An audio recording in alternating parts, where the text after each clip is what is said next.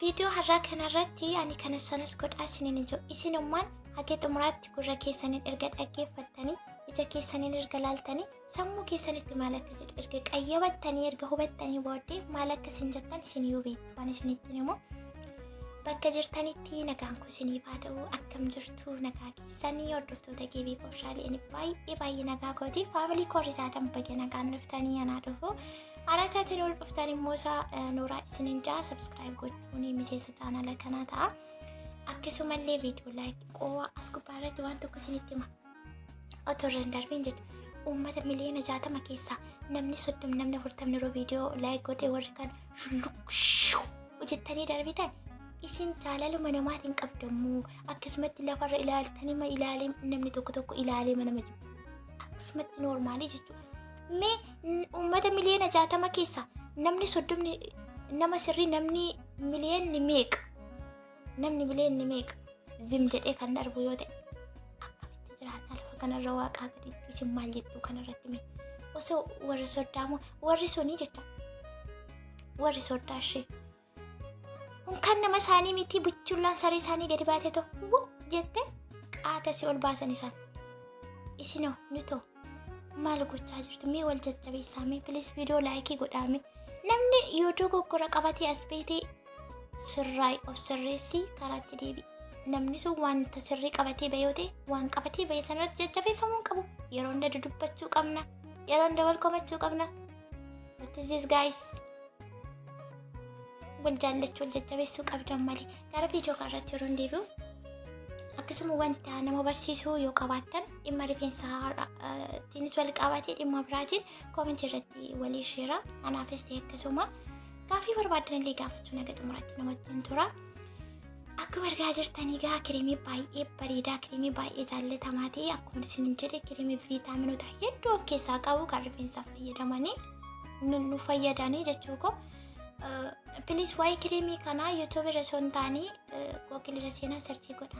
Nama hagamiin akka jaallatame nama miliyoona hagamiitu akka itti fayyadamaa jiru ilaaltu jirra. Maqaan kireemichaa iskaalaa kireemii jedhama. Foolii isaa jettumoo akkamittiin akka namatti tolu. Rifeensa firiizii gochuu, rifeensa lallaaffisuu, rifeensa luuccessuu, beebii heeri kana dheessinittiin immoo isinumaan deemaa mirkaneeffadha. Google irratti iskaalaa kireemiidhaati searchii godha. Google irratti YouTube irra miti. Rifeensa koo guyyaa lamaan duratti miiceen ture. Har'aan guyyaa sadaffaa isaati. Gaafa miicee sanaa akkaataa itti fayyadama kireemii sanaa hojjedheen ture. Haraa taatanii warri dhuftan yookaan immoo isaa short viidiyoo TikTok irratti hojjedhu qabattanii warri dhuftan faamilii korii gama TikTokii gadi buutanii viidiyoo kana jala jiru ilaaluudhaan gara kanatti ce'uu dandeessu. Maaliif akkasinii galuu akkasiniif hubatamutti akkuma isiniin jedhe guyyaa lamaan duratti miiceen ture rifeensa koo jechuudha. Miicee kireemii sanatti fayyadamee kireemiin sun akka kana hagammaatti illee firiizii godhee baay'ee bareeda baay'ee lallaafa baay'ee namatti tola. Akkuma isin argaa jirtan kana jechuudha. Har'aan guyyaa sadaffaa isaati garuu ani immoo har'a dammayyoota miidhaa'uu qadaaduu jedhanii firiiziin kun baay'ee natti tola. Garuu warra akka koo firiizii jaallattan jirtu. Ani jaalalan firiiziif qabu gaafuma mana madaamii keessaa ba'een dubbadha. Har'a rakkoo miti. Mana madaamii keessatti immoo rifeensa akkasitti bibittinsanii deemuun an akka gootti naaf hin mijatu. Guyyaa lamaan kana yeroo hojiirraan bilisa ta'u shaashiirraa hiikaa yeroon hojiitti bisita immoo shaashima keessatti guyyaa lama buleedhaan sadaffaasa argaa jirtu akkamittiin akka lallaafu akkamittiin akka namatti tolu kunuutii jechuudha. Amma kana immoo quxuxurii isaa hojjetachuun barbaade firiiziidhaan osoo taa'ee natti tola garuu wayittuu shaashii hidhachuun koo hin oolu. Silaa kushiinarraa hin siquu quxuxurii hojjechuu naa wayyaa jedheetiin itti ka'ee jira jechuudha. Haala kanaaf fufurdisee hojjetachuun barbaade. Maaliif fufurdisee hojjechuun ana baay'ee natti tola. Rifeensa koollee hin miidhu, hin buqqisuu, hin kukkutu baay'ee bareeda jechuudha. Haala kanaan jalqaba irratti furdiseen caafii isaa irratti immoo lamatti jira akka makatee ishee kanallee hubadhaati. Isinis siistema kanatti fayyadamaa isiniin ja'a. Warri hagamitti jijjiirama arginaa jettanii asirratti waa isiniin ja'a. Maal taatanii mee?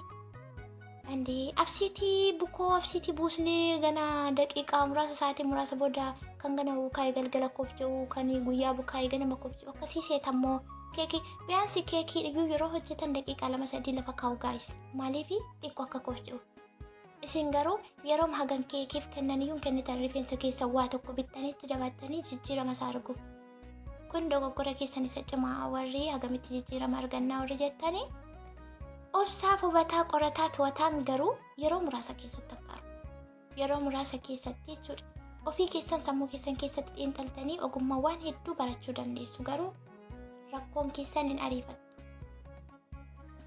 Ariifattuuni xinnoo deessimu xinnoo atti jedhama. Kanaafuu obsaan itti fayyadama.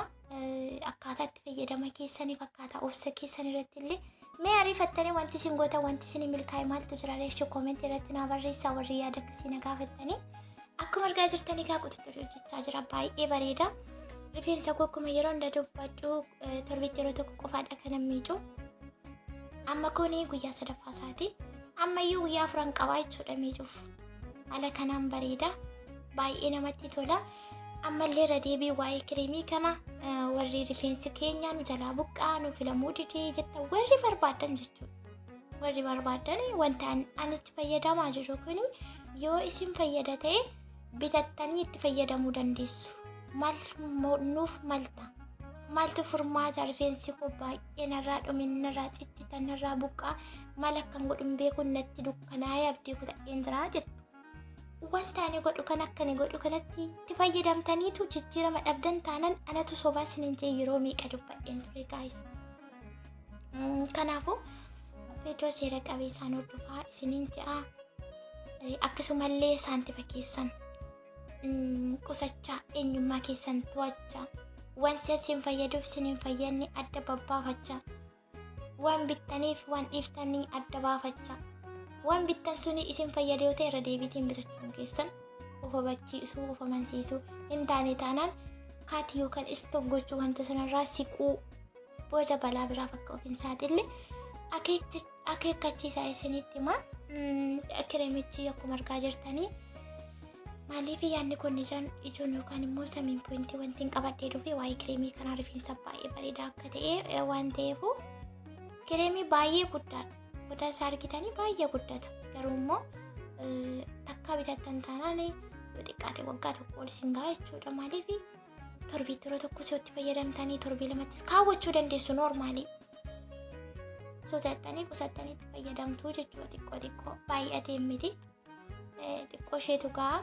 Akkaataa itti fayyadama keessan sirreeffattanii karoora itti baafattanii yeroo itti kennitanii itti fayyadamtan taanaan borus iftaanis warri iftaan akkasuma iftaan dubas kan bittan dhoote saantimni keessan akkasiin jalaan qisaasofni of eeggannoo godhaa isiniin je'a qimamoota madaamii waan gochaan hundumaa xinniqqaaqiitiin deemaa kuni wanta isin gorsa amma beekumsa koo ogummaa kooti ana caalaa warri waa hubattanii was nama gorsuu nama sirreessuu dandeessan immoo hedduun keessan asala jirtu waan ta'eef please wal jajjabeessaa wal gorsaa wal hubachiisaa kan tokko beeku tokko hin beeku isiniin je'a akkuma argaartanii egaa irra ga'ee jira jechuudha. Baay'ee rifeensa dheeraa hojjechuu yeroo nama jalaa fixaasumarraani ani amma rifeensa gaggabaabduu wayii nawwaa jira. Yeroo nama jalaa fixa keessattuu warri rifeensa gabaabduu qabdan immoo kireemii kanatti gaafa fayyadamtanii firiizii akka malee qalbii namaatti ittiin hojjetachuu dandeessu. Baay'ee bareeda. Gaafa ittiin hojjetattan garuu rifeensa keessan seera qabeessaan bakka deemtan ergattiin deemmattanii booddee ol kaawwachuu qabdu kan shaashii hidhachuu qabdu galgala yeroo raftan illee jechuudha. Kabajamoo daawwattoota kee beekumsaalii na wajjin jirtu hidheetiin abdii qabaa kun amma kanarra ga'eetiin jira. Jalqabarra furdiseenii gachallaa sammuu lamatti kun of kanatti tuwiinii maraa jechuudha. Tuwiinii yookaan lamatti micciiruu. Haala kanaan bareedaa gaaffii keessaniif deebii ta'a jedheetii yaada. Akkuma isiniin jiru guutummaa guutuutti koomentii keessan nan dubbisa. Yaada keessan nan ilaala garuu qabatamaatiin namatti fayyadamaa jiru na caqasaa jiru ilaaluutiin jira. Kun akkuma argaa jirtanii egaa amma xumureetiin jira. Hin bareedu garuu shurrubbaan badaanarraan bareedu moo gaayis maal jechuudha? Badaanarraan bareedu. Badaanarraan bareedu. Ani erga baay'ee saastuu hin taane zeeroo saton taane yaani medium boyit badhaasnarraan babbareedu garuu isin immoo waan jettan jaame. Kun kana fakkaataa baay'ee namatti tolaa baay'ee lallaafaa waan akkasii hojjetattanii bakka barbaadan yoo deemtanii wiigiin gimmaasha kanaallee gaarii kan birrii meeqaan hojjetamu kana fakkaata kireemichillee kan na bira jiru. Kireemichi bifa hedduu qaba. Kan keessa jaallattan kan isinitti tole kan funyaan keessan jaallate kan ijji keessan mararfate bittanii itti fayyadamuu dandeessu. Kanaaf kanatu na bira jira.